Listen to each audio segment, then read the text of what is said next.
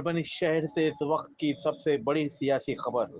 महानगर पालिका चुनाव को लेकर शहर का सियासी पारा सातवें आसमान पर है। हर गली, हर चौक, हर बैठक में बस एक ही चर्चा, टिकट किसे मिलेगा और सत्ता किसके हाथ आएगी। इसी सियासी हलचल के बीच आज परभनी शहर में प्रताप भैया देशमुख के निवास स्थान पर महानगर पालिका चुनाव को लेकर पत्रकार परिषद का आयोजन किया गया। इसी पत्रकार परिषद के दौरान राष्ट्रवादी कांग्रेस पार्टी, अजीत पवार गठ और शरद पवार गठ दोनों की ओर से महानगर पालिका चुनाव को लेकर युति यानी गठबंधन कर चुनाव लड़ने का निर्णय लिया गया। पत्रकार परिषद में ये साफ तौर पर कहा गया है कि दोनों गठ आपसी समन्वय और एकजुट ताकत के साथ महानगर पालिका में अपना महापौर बिठाने के लक्ष्य के साथ मैदान में उतरेंगे। इसी के साथ खासदार फौजिया तहसीन अहमद खान के निवास स्थान पर भी युति को लेकर एक अहम बैठक आयोजित की गई, जिसमें उन्होंने युति के संबंध में अपनी प्रतिक्रिया दी। लेकिन इस पूरी कवायद का सबसे बड़ा राजनीतिक संदेश यही रहा कि राष्ट्रवादी कांग्रेस पार्टी के अजीत पवार गठ और शरद पवार गठ महानगर पालिका चुनाव में एक साथ मिलकर चुनाव लड़ेंगे। आज की इस अहम बैठक में खासदार फौजिया तहसीन खान, राष्ट्रवादी अजित पवार गट के स्टार प्रचारक सूरज चौहान, आमदार राजेश दादा विटेकर, माजी आमदार विजय गव्हाणे, मधुकर राजा आकात, माजी महापौर प्रताप भैया देशमुख, अब्दुल माजिद सेठ, विजय जामकर देशमुख, संतोष बोबडे, भीमराव हत्ती आंबिरे, अक्षय भैया देशमुख, अजय गव्हाणे, रामदास आड़े, जावेद शमीम अहमद खान, अब्दुल खालिद सहित बड़ी संख्या में पदाधिकारी और कार्यकर्ता मौजूद रहे।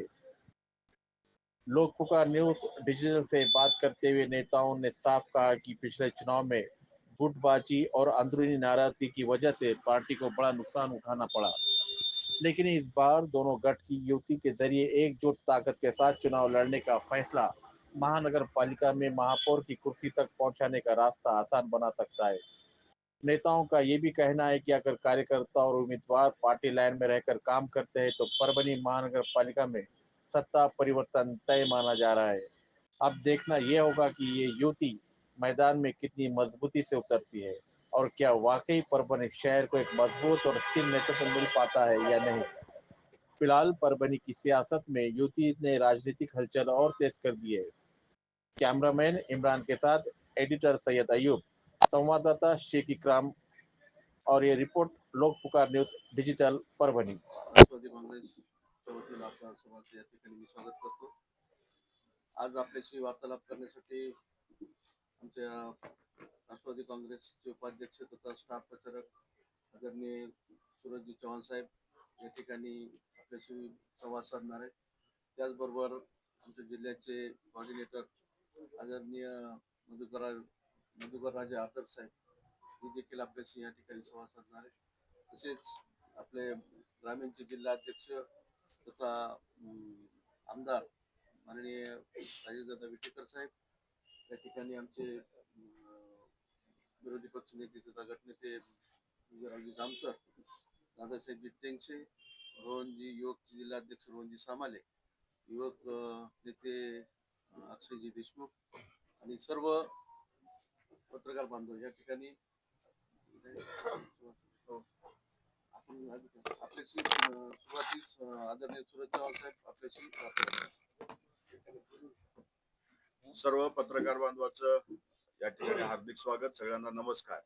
आजच्या पत्रकार परिषदेला राष्ट्रवादी काँग्रेस पक्षाचे परभणी जिल्ह्याचे निरीक्षक आर्दड साहेब, राष्ट्रवादी काँग्रेस पक्षाचे परभणीचे जिल्हाध्यक्ष, पाथरी विधानसभा मतदारसंघाचे आमदार राजेश भैया विटेकर, परभणी शहरचे अध्यक्ष प्रताप भैया देशमुख, अक्षय भैया जामकर साहेब, दादा साहेब, युवकचे जिल्हाध्यक्ष रोहन गणेश निरस व सर्व सन्माननीय पत्रकार बांधवांनो, आज या ठिकाणी राष्ट्रवादी काँग्रेस पक्षाकडून या विशेष पत्रकार परिषदेचा नियोजन यासाठीच करण्यात आलेलं आहे की परभणी महानगरपालिकेच्या निवडणुकीमध्ये राष्ट्रवादी काँग्रेस पक्ष आणि राष्ट्रवादी काँग्रेस पक्ष शरदचंद्र पवार गट हे निवडणुकीला सामोरे जाणार. त्याची घोषणा थोड्या वेळाने अधिकृतपणे कुठल्या वार्डातून किती जागा असतील ते आमची या पत्रकार परिषदेच्या नंतर फौजियाताई सोबत बैठक होईल आणि त्या बैठकीच्या नंतर आम्ही कुठल्या जागा कुठला पक्ष लढतोय याबाबतचा अंतिम निर्णय आपल्याला सांगू. ही निवडणूक स्थानिक पातळीवरची असल्यामुळं महाराष्ट्र राज्यामध्ये अनेक ठिकाणी स्थानिक पातळीवरच्या लोकांच्या भावना लक्षात घेऊन, पदाधिकाऱ्यांच्या भावना लक्षात घेऊन त्या ठिकाणी तशा पद्धतीचा निर्णय हा घेण्यात आलेला आहे. राज्यामध्ये आम्ही महायुतीमध्ये जरी सामील असलो तरी स्थानिक पातळीवरच्या पदाधिकाऱ्याला जास्तीत जास्त न्याय देता यावा यासाठी पदाधिकाऱ्यांच्या भावना लक्षात घेऊन काही ठिकाणी युतीमध्ये आम्ही आहोत, काही ठिकाणी मैत्रीपूर्ण लढत होते आणि काही ठिकाणी आम्ही पवार साहेबांच्या पक्षासोबत या ठिकाणी निवडणुकीला सामोरे जातोय.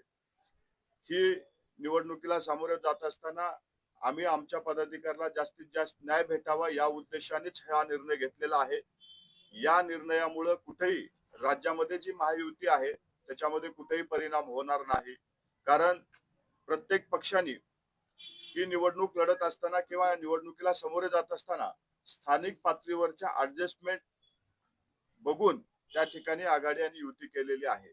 अनेक ठिकाणी आपल्या पारंपरिक मित्रासोबत असू द्या किंवा जुन्या मित्रासोबत पक्षाने आघाडी केलेल्या आहेत.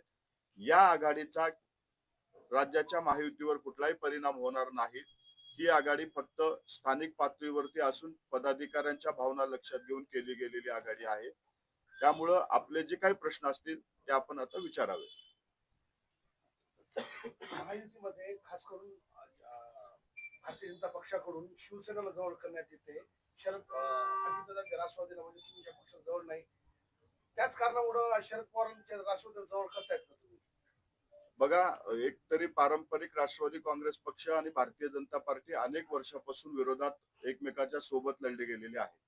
आज राज्यामध्ये महायुतीमध्ये तिन्ही पक्षाच्या म्हणजे भारतीय जनता पार्टी, शिंदे साहेबांची शिवसेना, राष्ट्रवादी काँग्रेस पक्ष दादांचं, या तिन्ही पक्षामध्ये अनेक पदाधिकारी आहेत जे स्थानिक स्वराज्य संस्थेच्या निवडणुकीमध्ये आपलं नशीब आजमावत आहेत आणि त्या पदाधिकाऱ्यांना न्याय भेटावा यासाठीचा आमचा प्रयत्न पहिल्या दिवसापासून राहिलेला आहे. आम्ही पहिली प्रायोरिटी ही महायुती म्हणून तीन पक्षासोबत चर्चा केली, परंतु त्या ठिकाणी आम्ही आमच्या पदाधिकाऱ्याला किंवा ते लोक त्यांच्या पदाधिकाऱ्याला न्याय देऊ शकत नव्हते.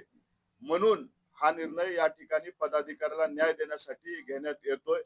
याच्यामुळं कुणाला जवळ किंवा कुणाला लांब करण्याचा हेतू नाही, तर हा निर्णय फक्त आणि फक्त आमच्या पदाधिकाऱ्याला कसा जास्तीत जास्त ठिकाणी न्याय देता येईल यासाठी घेतलेला हा निर्णय आहे. परभणी शहरामध्ये अजितदादांच्या गटाची ताकद मोठी आहे, आपल्याकडे उमेदवार मोठ्या संख्येने आहेत. अशा वेळेला जागा वाटपाचं सूत्र कसं राहणार? त्याबाबतचा अंतिम निर्णय आपली पत्रकार परिषद झाल्याच्या नंतर आम्ही त्यांच्या पक्षाच्या नेत्या फौजियाताईशी भेटणार आहोत आणि त्यानंतर आपल्याला जागा वाटपाचा निर्णय हा अंतिम आपल्या समोर मांडू.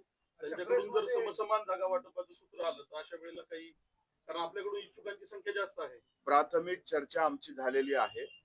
या चर्चेनंतर आम्ही शेवटच्या टोकापर्यंत आलेलो आहोत. एक दोन ठिकाणी आमच्या अडचणी ती भेटल्याच्या नंतर तो प्रॉब्लेम सुद्धा सॉल्व्ह होईल आणि अंतिम निर्णय आपल्या समोर मांडला जाईल. काही तास शिल्लक आहे.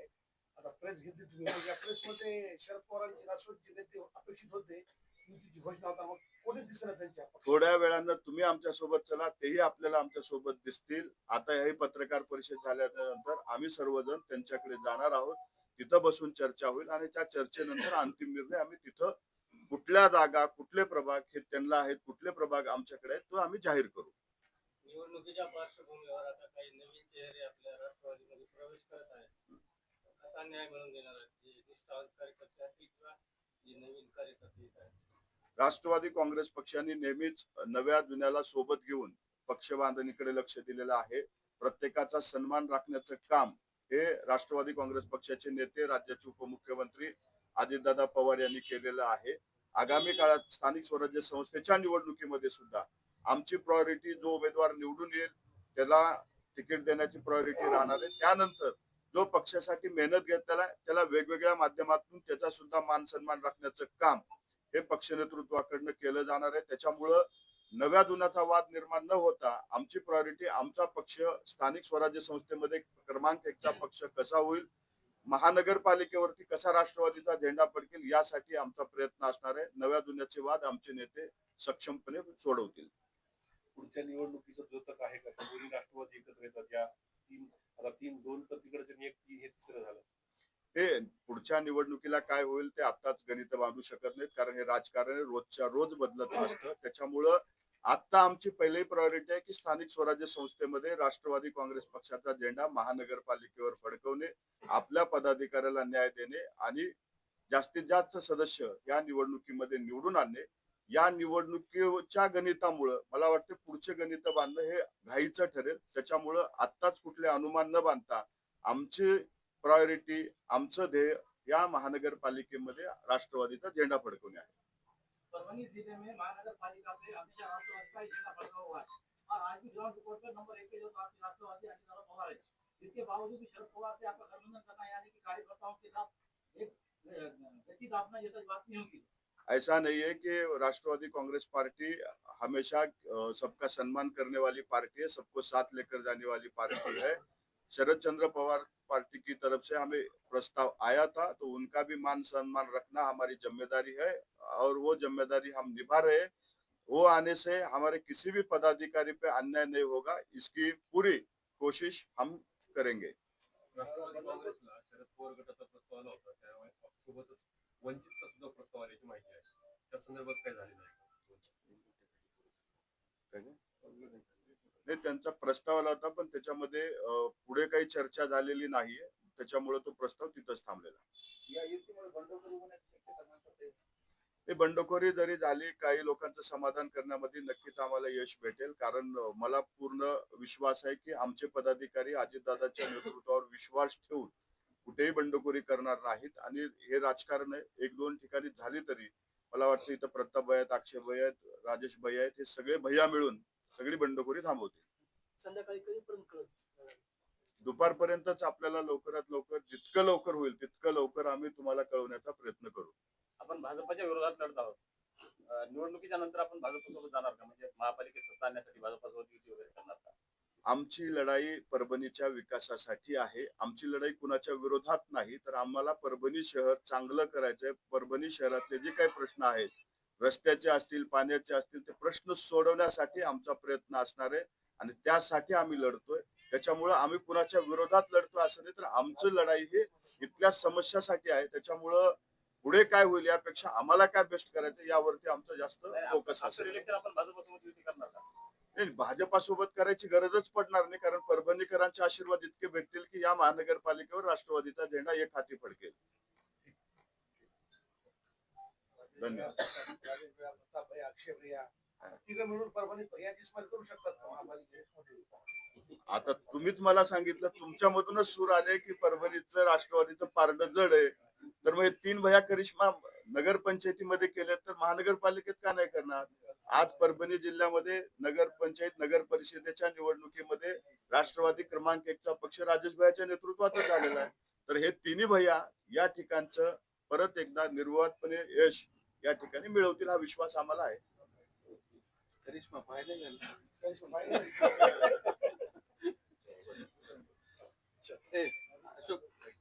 काँग्रेस पक्ष, शरदचंद्र पवार गट या दोन्ही पक्षाची प्राथमिक चर्चा या ठिकाणी पार पडलेली आहे आणि त्यानंतर आता अंतिम चर्चेसाठी आम्ही फौजाताई खान यांच्याकडे जाणार आहोत.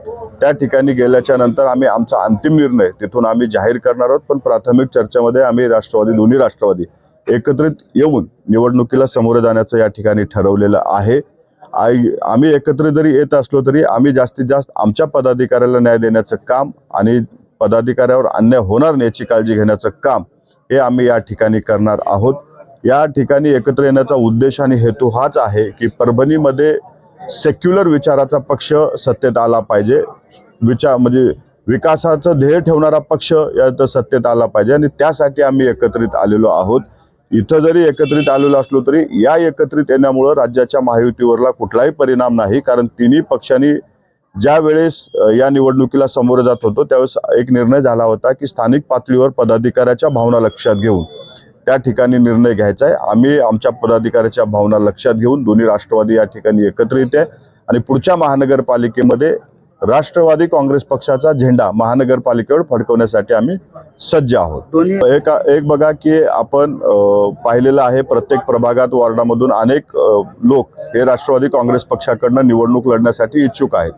राष्ट्रवादी काँग्रेस पक्षाने ज्याला तिकीट भेटेल त्याच्यासाठी ते कामही करतील आणि निवडूनही आणतील. आणि ज्या लोकांनी आपलं बलिदान दिलेलं आहे, ज्या लोकांनी निवडणुकीसाठी पक्ष निवडून यावा यासाठी प्रयत्न केलेले आहेत. भविष्य काळामध्ये राष्ट्रवादी काँग्रेस पक्षाकडून स्थानिक पातळीवर असू द्या किंवा राज्य पातळीवर असू द्या, त्या पदाधिकाऱ्याला न्याय देण्याचं, त्याचा मान सन्मान राखण्याचं काम हे पक्षाच्या नेतृत्वाकडनं केलं जाईल. कुठल्याही पदाधिकाऱ्यावरती, तो जुना असू द्या नवा असू द्या, त्याच्यावरती अन्याय होणार नाही याची काळजी राष्ट्रवादी काँग्रेस पक्षाचे नेते आगामी काळामध्ये घेतील. त्याच्यामुळं पदाधिकाऱ्याला आपल्या नेतृत्वावर विश्वास असल्यामुळं कुठलाही पदाधिकारी अशा पद्धतीचं चुकीचं कृत्य किंवा टोकाचं पाऊल उचलणार नाही, हा विश्वास आम्हाला त्या ठिकाणी आहे. शरदचंद्रजी पवार साहेब यांची जी राष्ट्रवादी काँग्रेस पार्टी आहे ती शून्यावर आलेली आहे आणि तुमची राष्ट्रवादी काँग्रेस पार्टी हे परभणी शहरात ज्याचं चालतं ते फक्त अजितदादा पवार यांची राष्ट्रवादी काँग्रेस पार्टी, तरी सुद्धा तुम्ही त्यांच्यासोबत युती करणार आहे.